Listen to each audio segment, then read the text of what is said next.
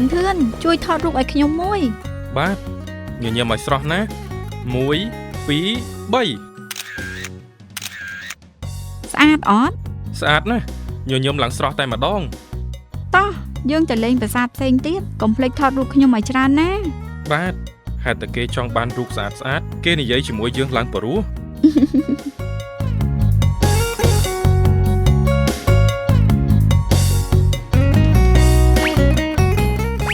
ការបិទផ្សាយបញ្ជីបោះឆ្នោតដំបូងនៅថ្ងៃទី28ខែមិថុនាឆ្នាំ2025អូ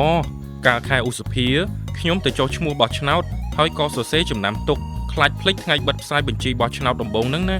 ត្រូវហើយពេលត្រឡប់ទៅវិញយើងជិះកង់កាត់សាលាឃុំដែរតាចាំឈៀងចូលពិនិត្យមើលឈ្មោះក្នុងបញ្ជីបោះឆ្នោតដំបូងបាទគុនធាម៉ែកូនទៅសាលាឃុំមកផ្លែតទៅធ្វើអីកូនបាទម៉ែកូនទៅពិនិត្យមើលឈ្មោះក្នុងបញ្ជីបោះឆ្នោតដំបូងអញ្ចឹងកូនយកអាកោមួយស្មុកទុកហូបទៅណាបើជួបមិត្តភ័ក្តិក៏ហៅគេហូបជាមួយផងទៅ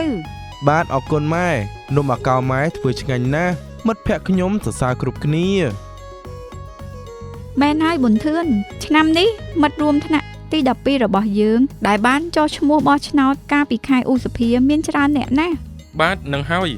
តែមិនដឹងថាពួកគេបានទៅពិនិត្យមើលឈ្មោះក្នុងបញ្ជីបោះឆ្នោតដំបូងរួចឬនៅទេឈ្មោះនិងទិន្នន័យក្នុងបញ្ជីបោះឆ្នោតដំបូងរបស់ខ្ញុំត្រឹមត្រូវហើយគាត់អត់គ្រប់លក្ខខណ្ឌផងមិនមានឈ្មោះក្នុងបញ្ជីបោះឆ្នោតដំបូងជំរាបសួរលោកពូបាទជំរាបសួរក្មួយមានកាយដែរក្មួយបាទលោកពូខ្ញុំមកប្តឹងជំទាស់នឹងបញ្ជីបោះឆ្នោតដំបូងក្មួយដឹងពីអត្ថន័យនៃការប្តឹងជំទាស់ទៅនឹងការបិទផ្សាយបញ្ជីបោះឆ្នោតដំបូងហើយណោះបាទលោកពូការប្តឹងជំទាស់ទៅនឹងបញ្ជីបោះឆ្នោតដំបូងធ្វើឡើងក្នុងករណីដែលបុគ្គលមានឈ្មោះក្នុងបញ្ជីបោះឆ្នោតដំបូងនោះមិនគ្រប់លក្ខខណ្ឌដូចជាមិនមានសញ្ជាតិខ្មែរមិនគ្រប់អាយុចុះឈ្មោះបោះឆ្នោតមិនមានលំនៅឋានឬទីសំណាក់ក្នុងឃុំសង្កាត់នោះស្ថិតក្នុងស្ថានភាពជាប់ពន្ធនាគារឬវិកលចរិតឬមានឈ្មោះក្នុងបញ្ជីបោះឆ្នោតច្រើនជាងមួយកន្លែងបាទក្មួយពិតជាត្រឹមត្រូវហើយ